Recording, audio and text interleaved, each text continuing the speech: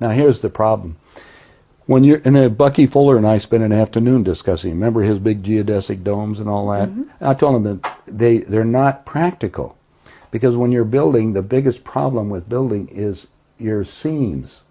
How many seams do you have, for instance, in the geodesic? They're all over. That's the reason why you go to the monolithic. I have a picture, I'll show you the monolithic stuff that you should have.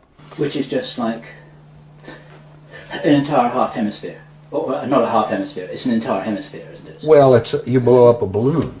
And I have a picture. I'm going to grab the picture real quick. I'll just show it. Can I grab it for you? Yeah. That dwelling is like a big balloon, and what you do is we'll blow the concrete up on the inside along with 4 inches of foam for insulation.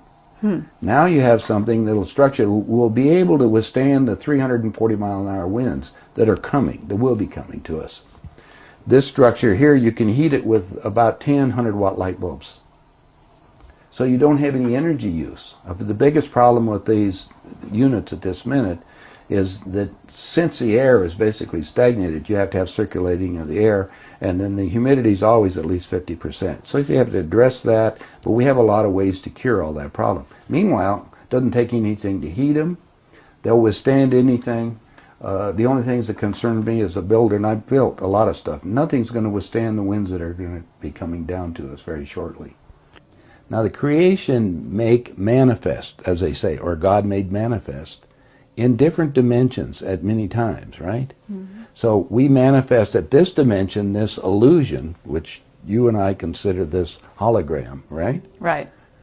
Which consists of the soul plus the vibration of light. And the vibration of light is the frequency that you consider looking at you as a solid object. Now what's holding that solid object together? Do you know? It's your soul. Right. Is holding within. It weighs 22 grams. They always tell you it's within. It's based on the hydrogen. The universe is very logical, so you have to see how it's all put together. Now, Carrie, using you as an example, if you're nothing more than a hologram of condensed light, how do I affect that condensed light? Well, we can affect it by the lights, right? If I put you, well, we don't have any in this room, but I put you under fluorescent fixtures, it will cause this physical being to be very weak. Right. I can also affect it by thought. We can make you weak. You've probably seen my demonstrations on how I make you weak, or have you? Let me show you. Can I use you as a demonstration? Yeah, sure. Okay. Yeah. Now, what I'm going to do is... You're going to do that, the arm thing? Yeah, I'm going to do the arm thing, because you're going to hold it out. Okay, We'll use... Now, what I'm doing is, your arm is a kinesiology bit, basically holding energy. Okay, now, you hold it up, right? Hold it up.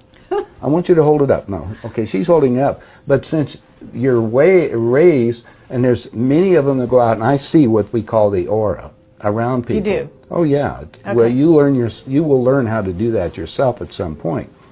But what I need to do is now put your arm out again. Actually, I do. Okay. Okay, we're going down. Okay, now I'm going to do is cut your energy line, which I just did. What happened to your arm? See how weak it got? You can't do it. Now, when a priest comes up to you, hold your arms out, both of them. And a priest comes up to you. This is another mind control game. They come up to you and they go like this and they split them. So guess what? How weak did you get? You see? What we're doing is a combination of mind control and body control of this hologram. And how do we manipulate it? By light, colors, and action. And how do we keep it in vibration, or keep it in balance? The whole key is to keep everything in balance. Now, when you depart this planet, when you're talking about it, whether it's, if you've seen the Billy Meyer, the videos or the movies on that, you'll see him beamed aboard. What we do is condense light back to frequency, and you're beamed aboard a craft. It's like going from here to the Pleiades, in a few hours. I didn't bring the documents that I just recently got from him, which told me about the speed on how they can go from here to the Pleiades, which is 500 light years. Okay, but how did you get those documents? Well, I did a lecture, and somebody asked me a little bit about how fast it takes, and they said there was, of the two craft, the wedding cake and another, which is the latest variation, they were saying how long it took for that craft to go from there to the Pleiades at the constant level of, or the temperature of outer space. And I got to thinking about that. What is the constant temperature of outer space? Pretty much absolute zero. No, it's 276 degrees below zero. Absolute zero, yeah. Yeah, but it's at when everything's there. And at these speeds, the latest variation takes a couple hours. The other ones take 4 or 5 hours to make it. But what they do is condense all matter back to light. It's kind of like what we're doing here, condensing everything down to a CD. Okay. And then we take that CD and then remanifest it. And that's what they're doing now. They're making holograms. When you go to... Right. Absolutely. You know, if you go to Disney World, for instance, down there in the Haunted Mansion, you see the hologram, right? Oh, you know how to make a hologram. Well, our scientists have learned how to make people. They call them synthetics. Are you familiar with those? Well, actually, we just interviewed John Lear, and he was talking about being in an audience in which they were given a lecture by a guy that they thought was real and found out later he was a hologram. Well, it's a synthetic. A synthetics, when you touch their skin, it feels like plastic almost. That's the latest technique. The old techniques, if you guys can rent a video, The Boys from Brazil, rent it, because in it gives you the exact way how our government's been making people. Really? Yeah, Well, and the Soviets have a different method called... I mean, making people meaning temporary people? No, walking, talking ones. Meaning through genetics? You're not talking about that? Well, let me tell you. The movie shows it, but I'll share it with you right now. All right. All I need to do is take 2 cells off of your body, yours. Uh-huh. We give them a small electrical charge. I'm just connecting. Don't act like a fertilized egg. If I got a fertilized egg, all I need is a receiver in order to make it. So they were hypnotizing women, you know, said they were being invaded by aliens. And the fetus starts growing, right? Needs food. Well, they can use cows and sheep, too. Again, a food source. That's all we need. After about 14 weeks, all of a sudden that fetus is gone. Because they've learned to take, that's when the fetus starts developing its own blood supply. Then they've used a pituitary hormone extract that they have, which accelerates the being that grows. And the original technology was given to our government by the Greys.